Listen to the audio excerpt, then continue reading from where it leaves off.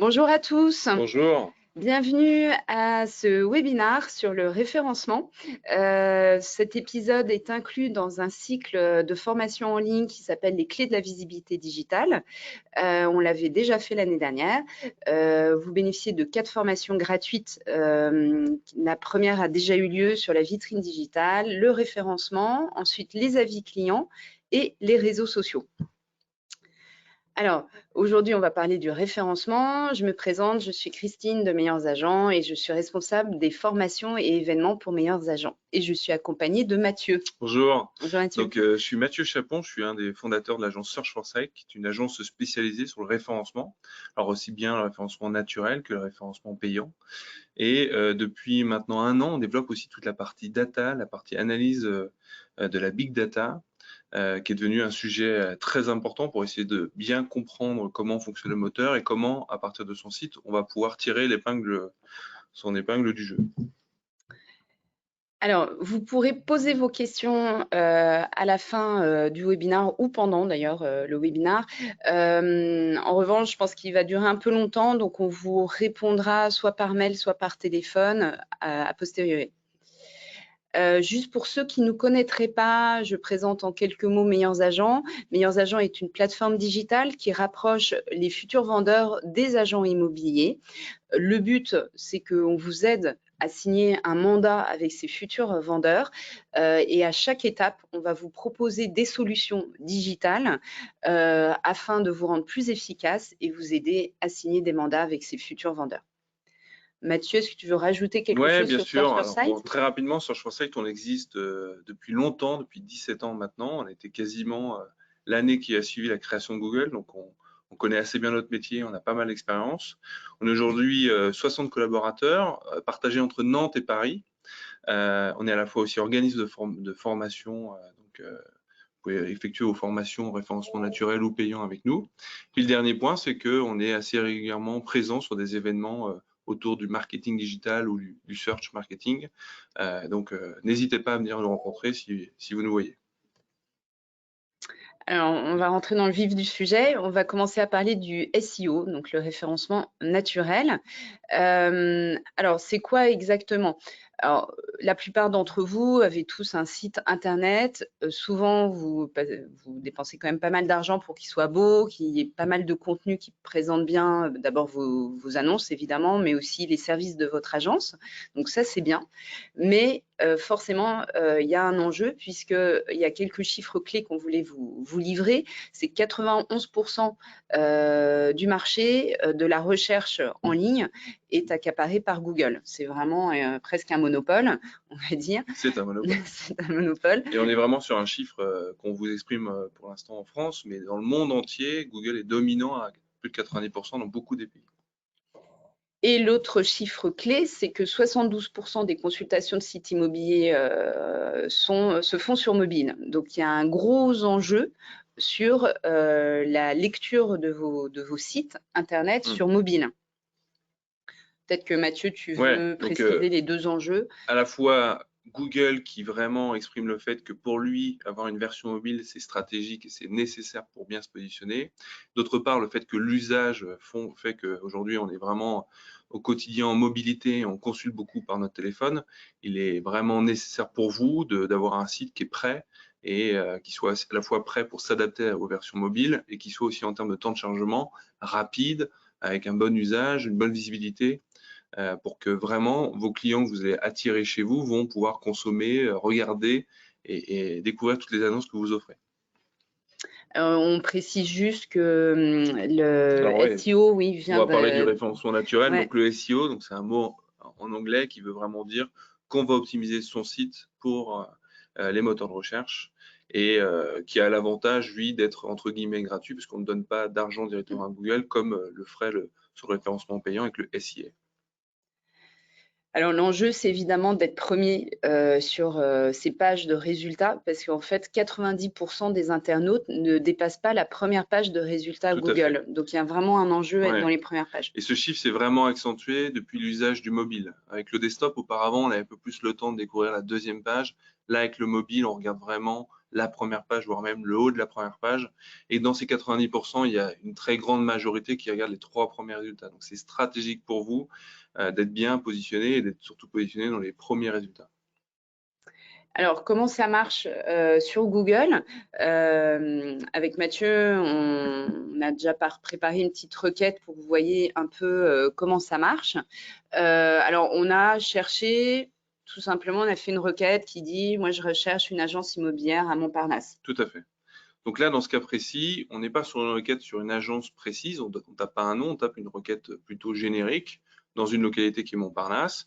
Et comme vous le voyez, effectivement, on a quand même d'abord des requêtes, des réponses payantes. Donc là, il faut mettre de l'argent pour apparaître. On a ensuite, et ça c'est une nouveauté un petit peu en 2019-2020, on va dire, la présence aussi d'un résultat de page jaune et de MAPI. Alors il y a d'autres annuaires de ce type-là qui remontent. Mais effectivement, Google s'est fait plusieurs fois taper sur les doigts et a besoin d'apporter un peu de la diversité dans ses pages de résultats.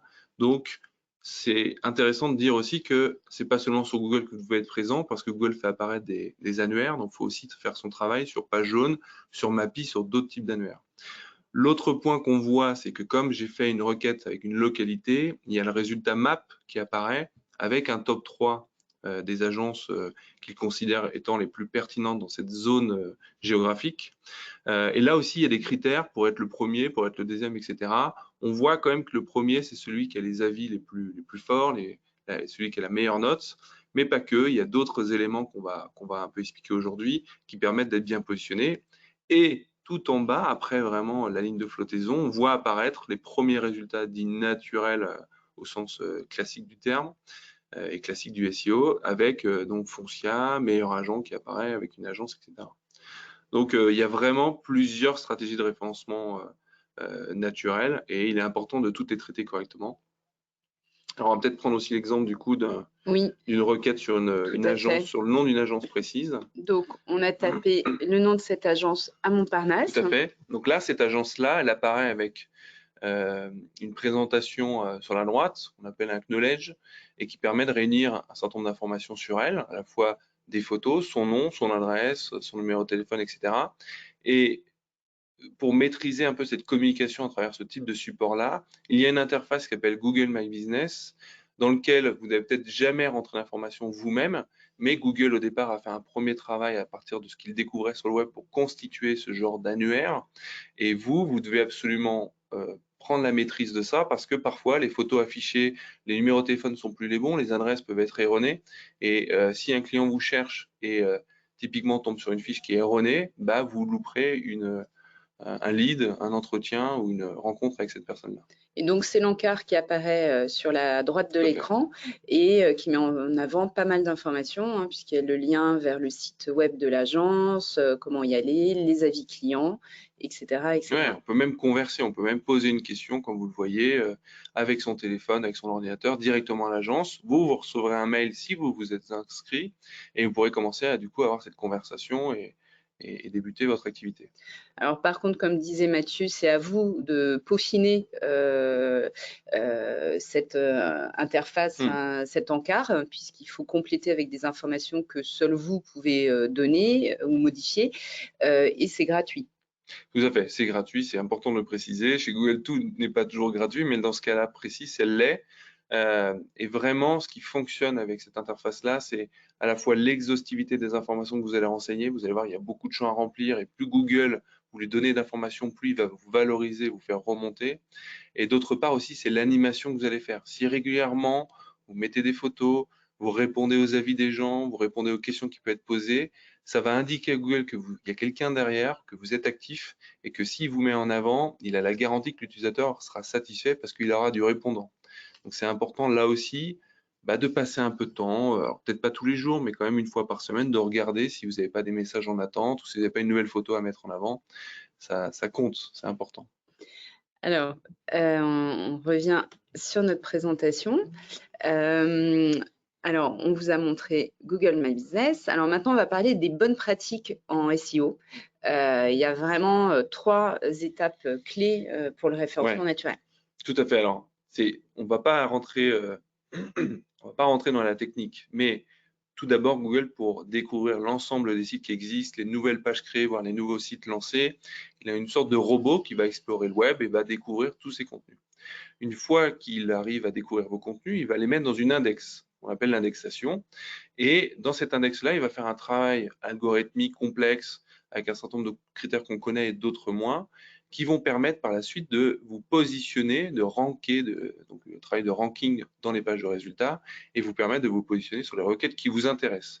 Donc vraiment, si vous souhaitez vous positionner sur un certain nombre d'expressions, il faut d'abord laisser Google passer sur votre site, lui donner les bons mots-clés, les bons critères pour que vous puissiez remonter sur les requêtes qui vous intéressent, et ensuite, le ranking, vous avez fait votre travail, mais les autres l'ont fait aussi, donc il y a une certaine concurrence qui se met en œuvre, et c'est souvent celui qui fait bien le travail, qui est assez assidu au quotidien pour optimiser son site, qui aura une bonne version mobile et un bon temps de chargement, qui arrivera le premier.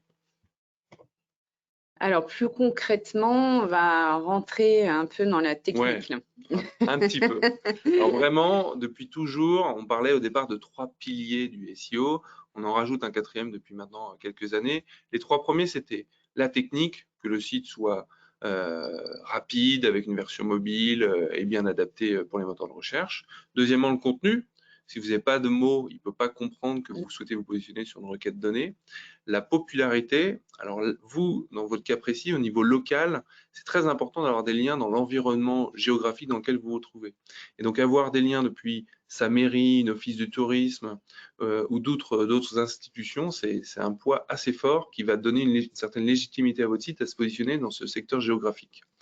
Et enfin, l'usage, où là vraiment, c'est toutes les notions de mobilité. Vous devez, avec 72% des consultations qui est faite maintenant sur mobile, avoir un site qui se charge rapidement et avoir un site qui a une excellente version mobile pour qu'on n'ait pas besoin de zoomer pour voir une photo d'une annonce ou qu'on puisse découvrir le descriptif.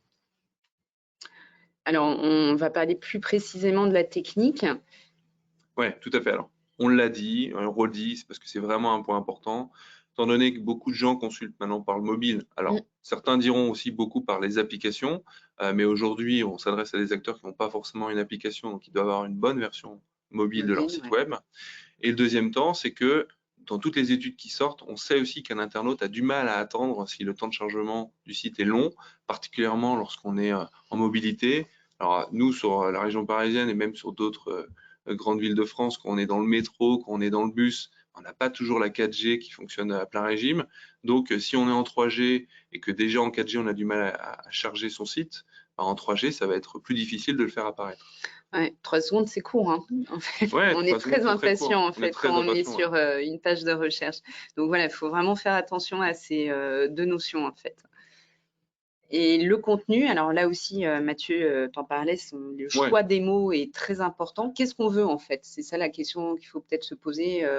Qu'est-ce qu'on veut que le visiteur de mon site voit et vienne chercher, en fait? Ouais, alors je vais présenter surtout un exemple. Souvent, on a des clients qui nous disent, moi, je veux être présent sur agence immobilière. Oui, mais agence immobilière, ça veut dire que vous visez pas une région en particulier, que vous visez au niveau France, du coup, l'expression. Et alors d'abord, c'est pas tout à fait de bon sens parce que vos visiteurs sont vraiment dans une zone géographique très précise. Puis d'autre part, vous vous confrontez à des concurrents, à des acteurs beaucoup plus gros, à des agrégateurs d'annonces comme Se Loger par exemple, qui font ce travail de référencement au quotidien avec plusieurs spécialistes en interne qui les aident à avancer. Donc vraiment, ne vous mettez pas trop la barre trop haute. Ça, c'est le premier point. Donc, visez des requêtes plutôt locales, cherchez à être bien présent en première place sur votre nom d'agence et surtout les déclinaisons on pourrait dire type de bien plus les localités ou type de bien, nombre de pièces plus localité. Ça, c'est le premier point. Et le deuxième point qu'on voit aussi assez régulièrement avec nos clients, c'est qu'ils se disent, moi, je veux mettre tous les mots-clés sur une seule page qui est souvent la homepage. Donc, ils veulent mettre à la fois le nom de l'agence, la requête agence plus la localité, voire même les types de biens qu'ils proposent. Là aussi, c'est une mauvaise stratégie, particulièrement si vous êtes dans une zone d'activité où la concurrence est forte. Il faut vraiment essayer de développer des pages uniques par thématique. Donc, avoir une page qui va parler de l'agence dans sa localité, une page qui va parler des types de biens proposés, et puis vos pages annonces derrière. Et le dernier point qu'on pourrait rajouter aussi, c'est que n'hésitez pas à écrire des pages un peu conseils sur peut-être l'environnement, les différents types de quartiers, qu'est-ce qu'on a comme avantages et comme inconvénients, de pouvoir aussi exprimer des conseils sur de l'actualité. Tiens, il y a une nouvelle ligne de bus qui est en train de s'ouvrir, c'est un quartier qui va monter, c'est intéressant de pouvoir regarder dans cet espace-là. Ce qui est important, c'est que sur une requête donnée, Google ne sait pas toujours quelle est l'intention d'un internaute. Quand je cherche une agence immobilière, qu'est-ce que je veux? Est-ce que je veux en fait voir des annonces? Est-ce que je veux avoir une liste d'agences immobilières? Ou est-ce que j'ai une agence en tête et je me souviens plus du nom et je tape tout simplement sa requête? Eh ben, par cette diversité des intentions, Google va faire remonter les sites qui ont cette diversité de contenu à proposer. Et donc là, c'est vraiment aujourd'hui ce qui fonctionne très bien, si vous arrivez à présenter plusieurs types de contenus qui répondent à ces différentes intentions, vraiment, vous allez voir que ça va fonctionner et que vous serez plus valorisé par le moteur parce qu'il considérera que vous êtes un résultat qui présente plusieurs intentions. Donc, vous aurez tout compris à vos internautes.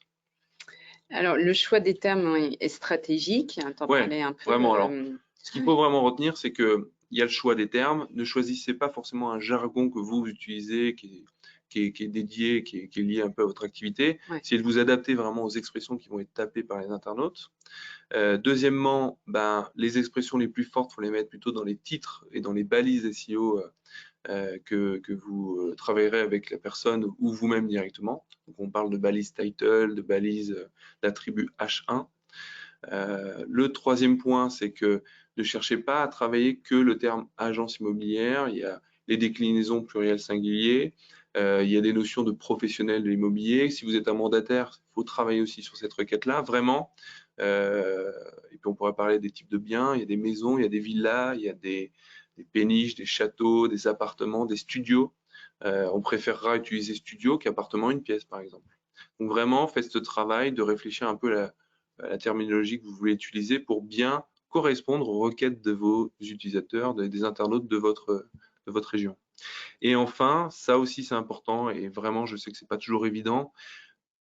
On va dire que plus un texte est étoffé, plus il est long, mais aussi plus il apporte une information pertinente. On ne vous demande pas d'écrire un contenu qui n'a pas tellement de valeur et de sens, mais plus le contenu est long, plus il aura de poids aussi pour se positionner. Donc là aussi, visez les 500 mots pour avoir un vrai effet sur votre visibilité et votre positionnement.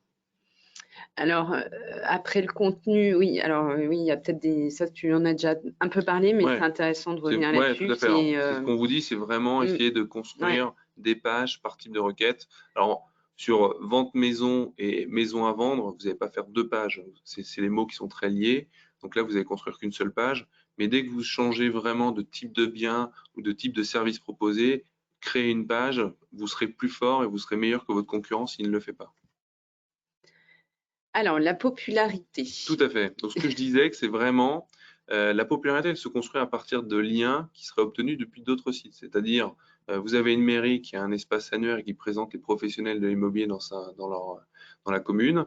Vraiment, demandez-leur d'avoir un lien actif qui permet d'atterrir directement sur votre site. Et dans l'idéal, si ça peut être un lien mis sur le nom de votre agence plutôt qu'un logo, c'est encore mieux. Et ça, ce travail-là, si vous voulez, je donne souvent cet exemple-là.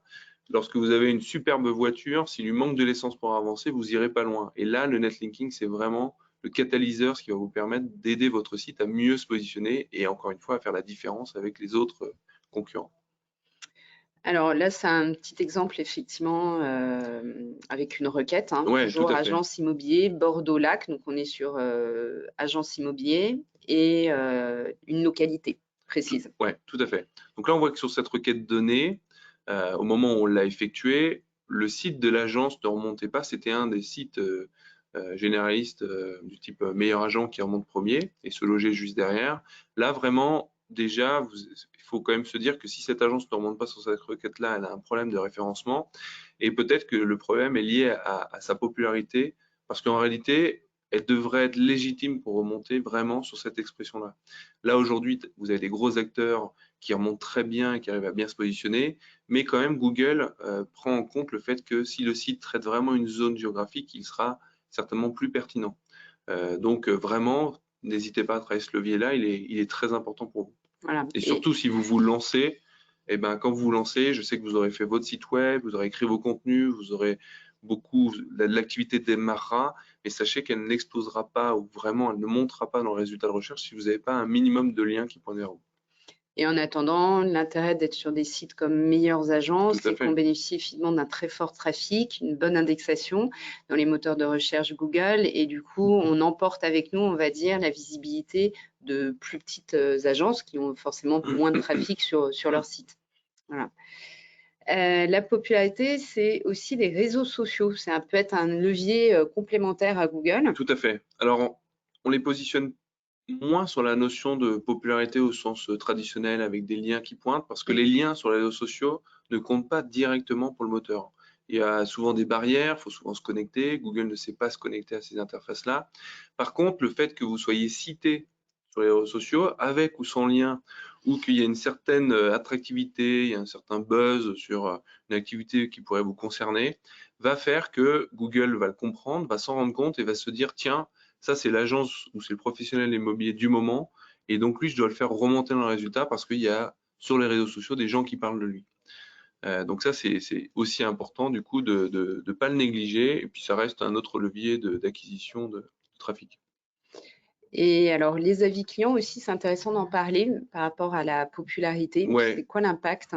alors, ouais, c'est vraiment le fait, et donc là, c'est la popularité au sens Google, c'est que si les autres me recommandent à travers des liens pour Google, parce que c'est la seule manière dont il peut voir les choses, ça veut dire qu'on a une certaine reconnaissance.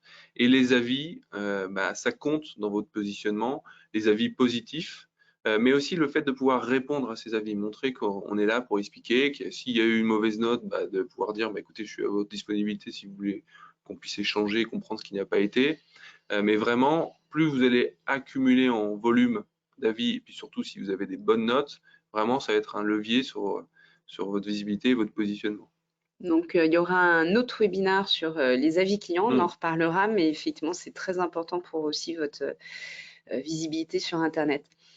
L'usage, alors, tu en parlais tout à l'heure, Mathieu, bah, il y a le temps de chargement, le taux de rebond, tu nous en as déjà un petit peu parlé. Ouais, en plus, donc c'est vraiment pour le moteur de recherche, pour lui, en fin de compte, c'est assez simple. Alors, souvent, on me dit, mais il a des mouchards partout, il peut surveiller ce qu'on fait. Alors, je ne vais pas dire forcément non. C'est vrai qu'aujourd'hui, ils nous ont tous fait télécharger le navigateur Chrome. Donc, c'est vrai qu'il a beaucoup d'informations à travers ce navigateur-là.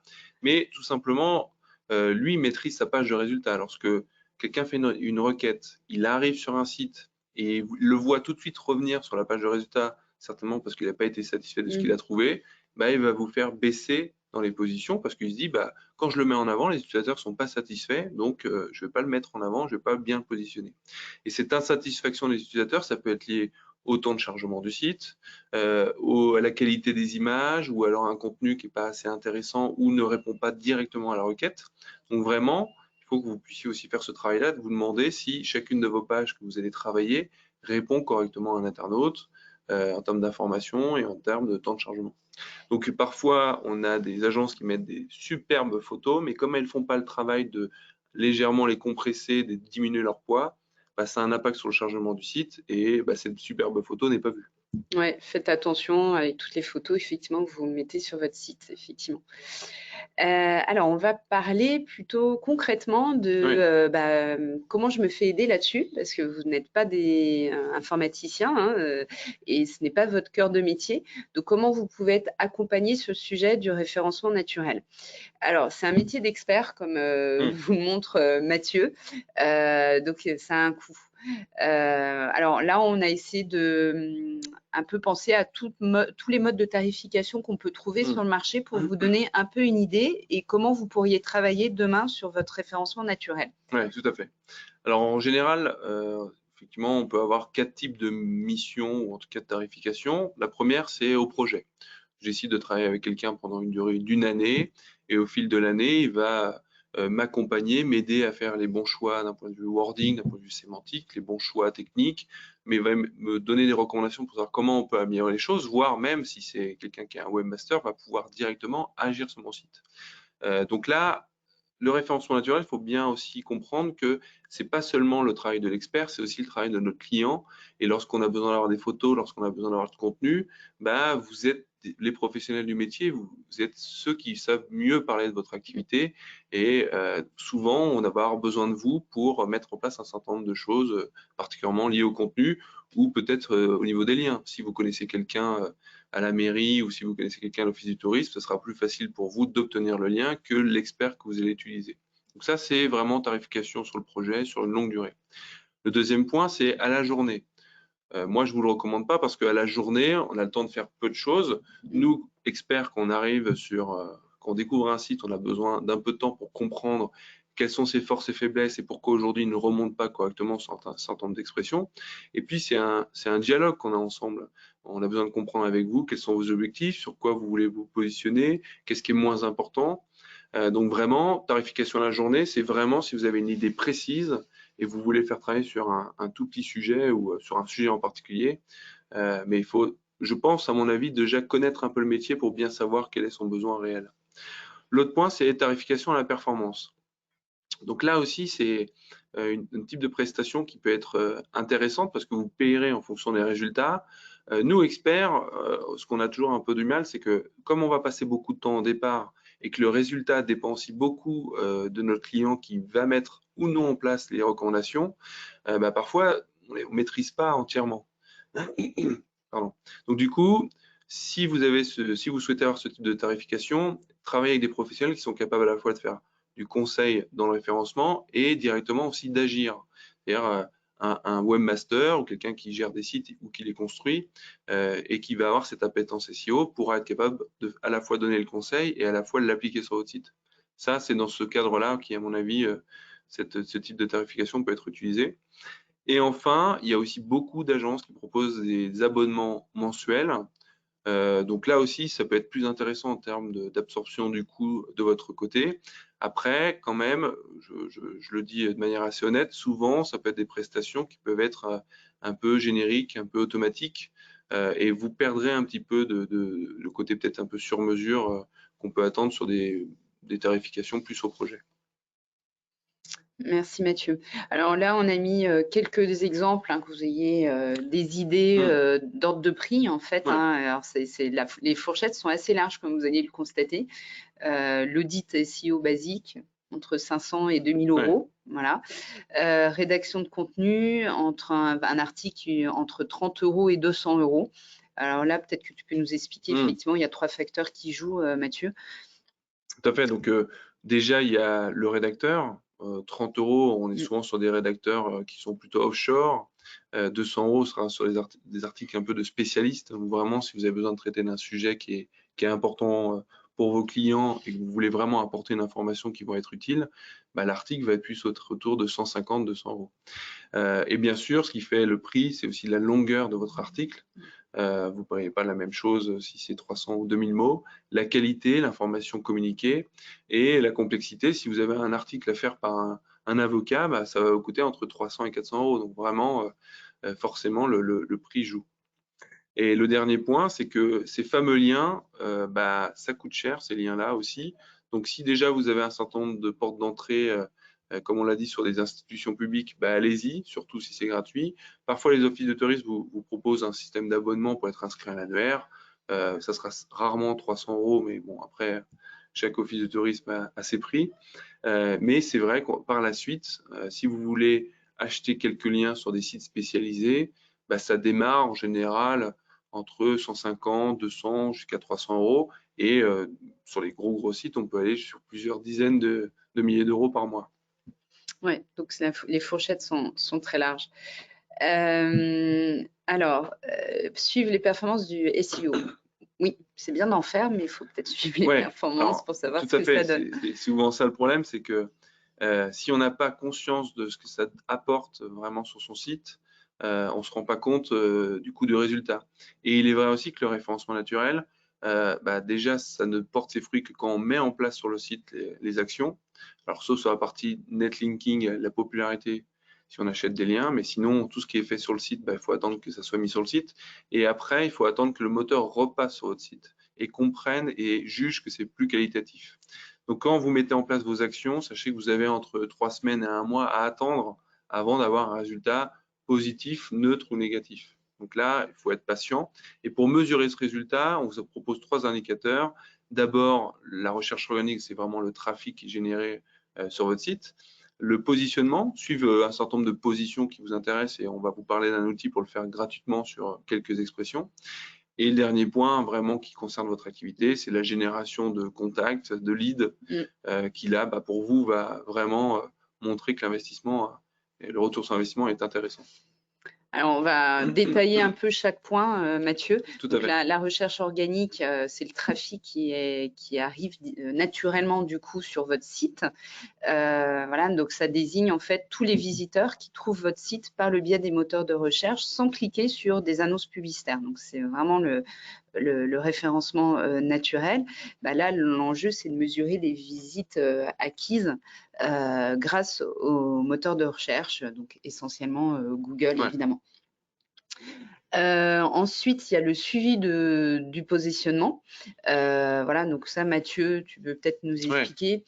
Comme je vous disais, c'est effectivement, ne cherchez pas à vous positionner sur des requêtes trop génériques parce que ça va être dur et vous serez insatisfait des résultats et ça ne sera pas une prestation à 500 € qui vous aidera à correctement vous positionner. Donc, choisissez bien vos expressions, fixez-vous des objectifs atteignables, puis aussi positionnez sur des requêtes qui vont intéresser vos utilisateurs et ne cherchez pas à forcément travailler des requêtes qui seraient éloignées de votre activité. Et puis, cherchez des expressions sur lesquelles, il y a votre concurrence au niveau local, mais n'allez pas chercher des requêtes, ce qu'on redit encore, trop génériques. Achat maison ne correspondra pas, achat maison plus localité beaucoup plus, achat 3 pièces avec votre localité aussi. Mettez-vous des requêtes atteignables dans un premier temps, qui sont en plus souvent plus qualifiées, c'est-à-dire que les gens savent déjà ce qu'ils veulent, donc ils vont être plus précis dans leurs requêtes sur Google. Donc vraiment, voilà, faites ce travail-là de bien choisir les termes. Et puis pareil, le défaut aussi, c'est parfois on a envie de tout suivre, mais quand on suit tout, en fait, on suit pas bien les choses. Fixez-vous entre une quinzaine ou une vingtaine d'expressions, ça sera déjà très bien dans un premier temps. Alors, il y a des outils, Mathieu, pour suivre ces positions. Oui, tout à fait. Alors, on prend l'exemple de Rank Tracker. Voilà, on ne travaille pas, on n'est pas du tout les fondateurs de cet outil-là, donc, mais surtout, il présente l'intérêt d'être gratuit. Donc, vous êtes limité à un certain nombre de mots-clés, mais vous pouvez suivre un petit peu l'historique de votre positionnement et au quotidien d'avoir le relevé des positions. Donc, c'est vraiment un outil intéressant à minima. Pardon. Je fais tomber le micro. Alors maintenant, on va parler de la conversion et de la génération de leads. Ça, c'est quelque chose qui, en tant qu'agent immobilier, va vraiment vous intéresser parce que le but, c'est effectivement que le référencement naturel vous amène du trafic sur votre site. Mais là, à ce moment-là, il faut être malin parce que le but, c'est aussi de générer du lead. Alors, c'est quoi un peu les best practices, Mathieu, là-dessus? Donc là, on est vraiment sur une partie, on va dire, SEO et quand même UX. Alors, certains appelleront ça le SXO, vraiment la combinaison de l'UX et du SEO. Alors d'abord, c'est sur les expressions. On l'a dit juste avant. Essayez de vous positionner aussi sur les expressions qui génèrent derrière tout de suite un contact. Par exemple, adresse, tapez la requête adresse plus le nom de votre localité. Si on ne la trouve pas, on va avoir du mal à vous contacter. Alors ça peut être numéro de téléphone, ça peut être adresse, ça peut être adresse mail, etc. Donc là déjà, essayez de voir si vous remontez très bien sur ces requêtes-là, voire même premier. Le deuxième point, c'est que lorsque l'internaute va arriver sur votre site, il doit aussi correctement trouver les boutons d'action, les boutons qui vont permettre de vous appeler, d'en vous envoyer un mail.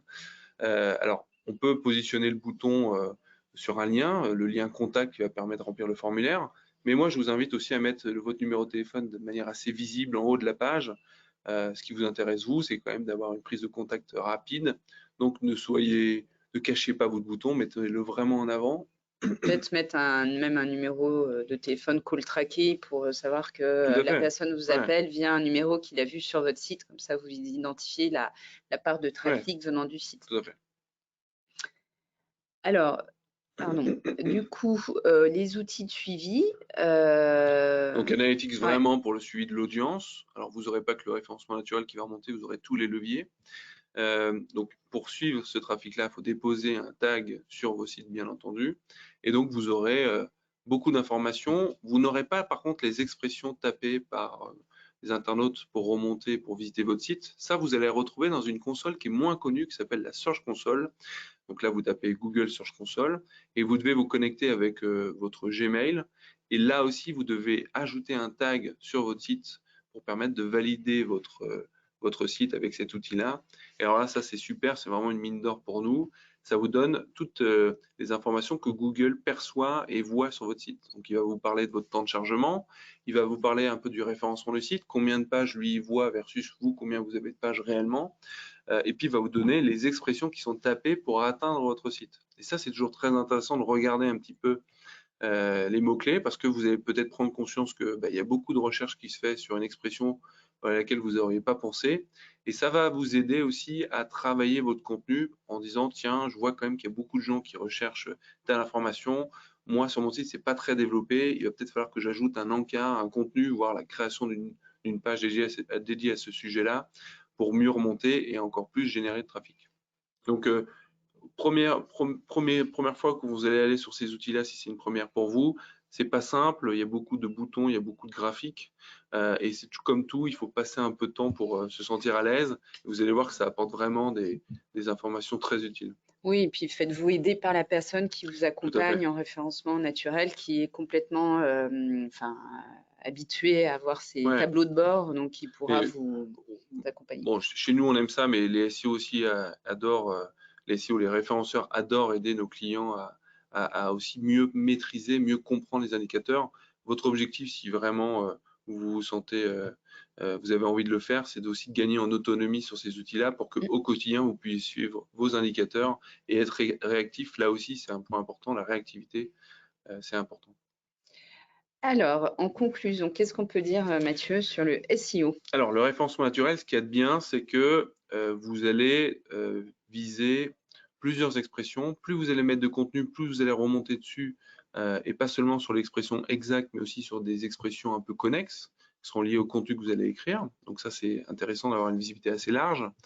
Le ROI est assez compétitif. Vous ne donnez pas d'argent à Google, vous donnez de l'argent à un prestataire qui va vous faire le référencement ou qui va vous écrire des contenus ou qui va améliorer l'usage ou la visibilité l'UX de votre site, il est vrai, mais c'est un investissement à un instant T et vous allez ensuite bénéficier des résultats sur plusieurs mois, voire plusieurs années. La qualité du trafic aussi, vous allez remonter dans le résultat que si Google considère que vous êtes plutôt légitime sur cette expression, donc en général, vous avez plutôt un trafic intéressant. Et avec le référencement naturel, vous allez pouvoir vous positionner sur des requêtes, mais aussi sur des vidéos, sur des photos. Donc vraiment, ça permet de se positionner sur plusieurs types de supports. Alors, l'inconvénient, il est vrai, c'est que l'investissement, c'est un investissement sur le long terme. D'abord parce que vous n'allez pas immédiatement mettre en place les actions que va vous conseiller l'expert, et qu'en plus, Google va mettre 2, 3, 1 mois à répondre et à faire remonter le site. Donc c'est vrai qu'il ne faut pas être pressé. Deuxième point, c'est que quand c'est gratuit, tout le monde y va et donc la concurrence est assez importante. Donc là aussi, il faut bien choisir ses batailles dans les expressions sur lesquelles vous voulez remonter. Le point aussi qui est gênant, c'est que Google fait régulièrement des mises à jour, il essaie d'adapter son algorithme et parfois on peut avoir l'impression qu'on baisse dans les résultats ou au contraire on remonte. Donc là, c'est pareil, il faut être aussi vigilant, c'est pour ça qu'on vous a parlé d'outils pour suivre votre visibilité. Et le dernier point, c'est que si vous êtes vraiment très héroïste, dans le sens où vous avez envie de savoir combien vous coûte l'acquisition d'un nouveau client, là c'est plus compliqué parce qu'il faut à la fois calculer votre prestation avec l'expert, votre temps à vous pour mettre en place les actions, le freelance qui vous aide sur la partie webmastering, etc., etc. Donc c'est pas impossible, mais en fait on le met en parallèle avec le référencement payant où là on met de l'argent, on a un résultat, il n'y a plus d'argent, il n'y a plus de résultat. C'est plus facile à calculer. Tout à fait. Merci Mathieu. Alors, on va passer à la deuxième partie qui concerne le SIA, c'est-à-dire le référencement payant. Alors, on a moins de 10 minutes, donc on va essayer d'être très concis et rapide. Alors, on va défricher déjà le sujet en expliquant qu'est-ce que c'est que le SIA. C'est le fait d'acheter des annonces dans les résultats des moteurs de recherche sous forme de texte, images ou vidéo. Donc, Mathieu l'a montré tout à l'heure lors de la démo. Ce sont les fameuses annonces qui sont généralement en haut de page, comme vous pouvez le voir, à droite. Et Avec donc, le petit indicateur annonce qui apparaît. voilà, c'est clairement indiqué. Et le terme en anglais veut dire Search Engine Advertising. Donc ça, c'est le terme anglais. Tout à fait. Donc c'est souvent les clients nous parlent d'AdWords. Je mets de l'argent dans Ouais. AdWords, comment ça se passe, etc. Ouais, on a tendance plus à utiliser ce terme, Ouais. effectivement. Alors, les annonces, en fait, elles sont achetées aux Alors enchères. c'est vraiment même les mots-clés. Mm. C'est-à-dire qu'on achète des mots-clés et lorsqu'on est plusieurs à vouloir l'acheter, bah, c'est celui qui paye le plus qui va être premier, et puis ainsi de suite. Alors, c'est vrai dans la majorité des cas, mais il est possible qu'on paye un peu moins cher que les autres lorsque vraiment Google considère que bah, on est plus légitime que celui qui mettrait beaucoup d'argent. Je prends un exemple. Vous achetez le mot achat appartement Paris et vous faites atterrir votre utilisateur sur une page qui va parler pas forcément d'achat appartement Paris, mais plutôt d'un service voilà, qui permet de faire des déménagements. Et ben là, pour Google, il va dire vous n'êtes pas légitime, donc je vais vous faire payer plus cher vis-à-vis de quelqu'un qui serait une agence immobilière. Mais en réalité, vraiment, on est sur un système d'enchères et plus les gens vont investir, plus ça va coûter cher. Titre d'exemple, la requête agence immobilière, il faut compter entre 10 et 20 euros en fonction de la période par clic. Chaque fois que quelqu'un va cliquer sur votre annonce, ça va coûter entre 10 et 20 euros. Donc c'est une certaine dépense. Alors l'intérêt, c'est que c'est immédiat. Par contre, il faut bien maîtriser ses coûts parce que ça peut aller très vite. Alors, ce qu'il faut bien aussi avoir en tête, c'est que maintenant, les utilisateurs voient de plus en plus ces annonces SIA. Alors d'ailleurs, Google essaye vraiment à chaque fois de limiter comment dire, le fait que les utilisateurs s'en rendent compte. Donc les pictos qui disent que c'est des annonces parfois se rétrécissent. Google fait beaucoup de tests parce que c'est aussi dans son intérêt que les gens cliquent. Mais en fin de compte, les utilisateurs cliquent plus souvent sur les résultats naturels que les résultats payants. Mais bah, si vous avez un peu de peine à remonter sur le résultat naturel, le SIA, c'est intéressant au début avant que les actions du SEO apportent leurs fruits. Alors, on pourrait se dire, mais pourquoi on fait le si on est très bon en SEO? Alors vraiment, il y a une vraie complémentarité. Beaucoup de nos clients, lorsqu'ils arrêtent de faire du SIA, au cumulé, ont moins de trafic généré. Ça, c'est le premier avantage. Le deuxième, c'est que vraiment, c'est une stratégie à la performance. Vous mettez de l'argent, vous avez besoin de communiquer sur une période très courte et votre référencement naturel n'est pas encore à la hauteur, n'est pas premier directement sur la requête. Ça va vous permettre de pouvoir remonter très facilement sur cette requête donnée. Ensuite, on peut faire un ciblage très précis. Vous pouvez dire, je souhaite apparaître seulement dans ma zone géographique et pas sur toute la France, qui va à la fois limiter l'investissement et d'autre part être beaucoup plus ciblé et directement toucher les gens qui vous intéressent. Et le dernier point, c'est que, bon, malgré tout, plus vous allez payer cher, plus vous allez atteindre les premières places de visibilité. Et c'est vrai que sur mobile, on l'a dit tout à l'heure, les gens vont moins aller sur la deuxième page et vont plus s'intéresser aux premiers résultats. On peut aussi dire que, grosso modo, comme vous maîtrisez l'annonce, vous pouvez faire passer des messages, vous pouvez indiquer que vous avez un nouveau bien qui vient de rentrer, qui est exceptionnel et donc plus facilement attiré. En SEO, ça prendrait plus de temps d'avoir ce type d'activité Oui, ça peut présentation. être complémentaire, effectivement, au SEO. Ouais. Alors, les synergies entre SEO et SIA, Mathieu? Ouais, alors là, c'est vraiment, si vous n'avez pas, et c'est souvent le cas, un budget limité en référencement payant, essayez de combler les trous du SEO. Si vous êtes très bien placé sur la requête du nom de votre agence, il ne faut peut-être pas l'acheter en SIA, parce qu'il y a une vraie complémentarité. Les gens iront de toute manière vous voir directement par la requête naturelle. Donc, essayez d'avoir une sorte de bilan qui vous dit, bon, sur les 20 requêtes stratégiques pour moi, en SEO, je suis premier, deuxième ou absent. Essayez d'investir en fonction du manque de visibilité que vous avez sur l'autre levier en référencement payant.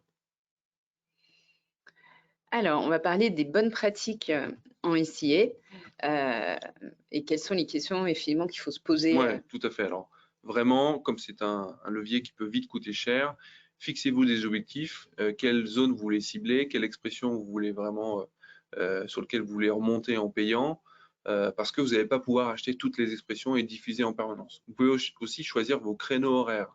Si vous vous rendez compte que les gens, en fait, cherchent plus des annonces entre midi et 2 ou le soir ou le matin, bah, vous pouvez aussi diffuser qu'à ces moments-là précis de la journée. Sur la cible, même chose. La cible, c'est aussi un peu lié aux personas, aux gens qui vous recherchent. Si vous êtes dans un lieu où il n'y a que des appartements, bah, n'allez pas acheter maison. Si vous êtes dans un lieu où on dit plutôt villa que maison, bah, achetez le terme villa. vraiment essayer de bien comprendre votre cible, vous la connaissez, vous parlez avec elle tous les jours et achetez vraiment leur jargon, leurs termes utilisés. Et donc ça complète un peu ce point-là aussi. Plus la requête va être précise et un peu longue, achat appartement Montparnasse 3 pièces, moins l'enchère va être forte et plus le prix sera raisonnable.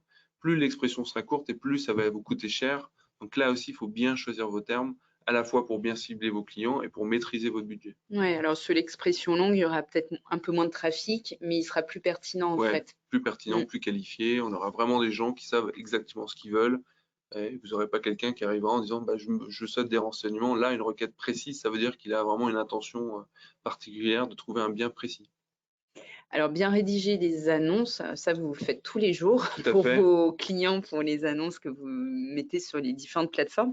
Bah là, il y a un enjeu encore plus important quand vous êtes sur une annonce sur Google. Ouais, tout à fait. Alors, ces annonces-là, il peut y en avoir jusqu'à 4 qui se positionnent. Donc, c'est à celui qui va réussir à accrocher visuellement vraiment l'interlocuteur.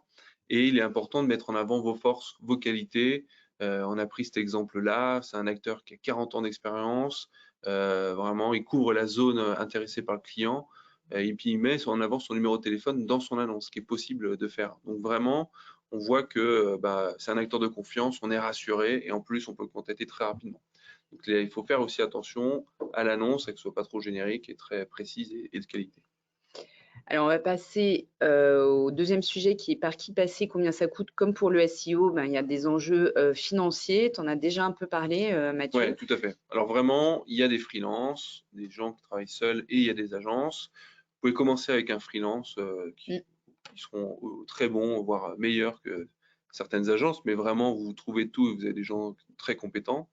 Ce qu'il faut voir avec lui, c'est que vous devez tout de suite lui dire votre budget, la limitation de ce budget-là, parce que en fin de compte, le moteur, bah, plus vous mettez d'argent, plus il va vous diffuser, et ça peut aller très très vite. On peut utiliser sur certaines zones d'activité 1000 € à la journée. Donc Mm. il faut vraiment bien décider avec lui comment vous voulez le diffuser, à quelle heure et sur quelle zone. Et vous aurez sans doute un coût plus intéressant, une proximité plus forte avec un freelance qu'avec une agence. Au niveau local, je peux vous le dire, en étant une agence, je pense que ce sera plus intéressant d'avoir quelqu'un à proximité que vous pourrez voir. Les agences ne peuvent pas couvrir toute la France aujourd'hui. Si vous êtes dans des endroits plus reculés, un freelance sera certainement plus disponible. Plus adapté, ouais. Alors on va voir comment suivre les performances. Là aussi, ben, il y a un outil spécifique Google hein, pour suivre. Tout à fait. Donc, Google vous met à disposition une interface qui permet de suivre le nombre de clics, le nombre de fois où vous affichez, les dépenses qui sont effectuées chaque jour. Vous pouvez bien sûr limiter vos dépenses. Vous dites, je veux dépenser pas plus de 10 € par jour. Et donc, vous diffuserez dans un temps limité, mais au moins, vous ne dépenserez pas sans compter parce qu'il faut bien comprendre que vous enregistrez votre carte bancaire directement sur l'interface, mais on peut l'encadrer, on peut limiter les dépenses. Ouais, voilà. Et quand on a dépassé, enfin on atteint le montant, Ça voilà, ça s'arrête. s'arrête. Donc bon, il n'y a pas de mauvaise surprise quand même. En conclusion, qu'est-ce qu'on peut dire sur le référencement payant, Mathieu? Bah donc le référencement payant, c'est immédiat. On a un trafic qui arrive tout de suite dès qu'on a payé, dès qu'on a l'annonce qui remonte. C'est un budget à la performance. Je mets de l'argent, ça me rapporte un ROI. Bah voilà, sur 10 clics, j'ai une visite dans mon agence, donc j'ai un ROI de temps. On peut être très précis dans le ciblage, géographique, temporel, et dans le message aussi que vous souhaitez passer à travers cette annonce-là, donc très intéressant. Et puis, on peut être vraiment en première place si on y met le prix et si on est plutôt de qualité derrière. Par contre, ça coûte cher, c'est pas très long terme, sauf si vous mettez beaucoup d'argent, donc c'est quand même une stratégie à court terme, et on vous invite à le faire si vous avez un budget limité, à le faire dans des moments précis, des saisons où il y a une certaine saisonnalité dans votre activité. Vous êtes très dépendant de Google, il fait 90% du marché, donc vous êtes obligé de passer par lui. Ça demande du temps, c'est pareil, c'est pas une interface très simple. Lorsqu'on y va la première fois, c'est assez compliqué, donc il faut se faire accompagner. Et il y a malgré tout une inflation qui existe aujourd'hui, qui est quand même intéressant en plus pour le moteur Google. Mais vraiment, si vous êtes plusieurs acteurs sur une localité, bah, vous allez tous vous concurrencer, et donc les prix peuvent monter aussi assez rapidement. Donc c'est intéressant à court terme, mais ça peut vite coûter cher. Dernier point, c'est l'inflation du CPC, donc c'est le coût par clic. Tout à fait. Voilà, c'est le terme employé pour quelqu'un qui va cliquer sur le lien. Et enfin, si on veut résumer un peu, enfin résumé, donner des conseils Mmh. en conclusion, parce que SEO, SIA, qu'est-ce que moi, en tant qu'agence immobilière, qu'est-ce que j'ai envie de faire? Quels seraient tes conseils, Mathieu?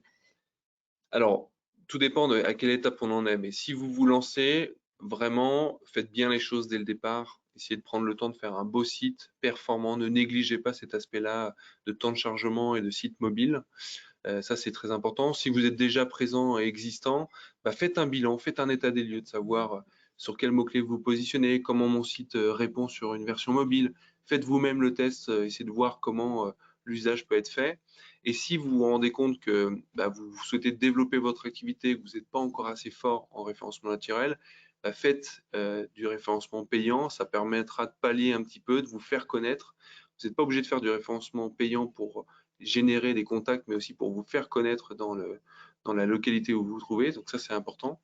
Après, ce sont quand même deux métiers, deux spécialistes qui sont pas simples à appréhender. Il faut y passer beaucoup de temps. Nous, on y passe beaucoup de temps et tous les jours, Google nous met en avant des nouvelles règles qu'on doit appréhender.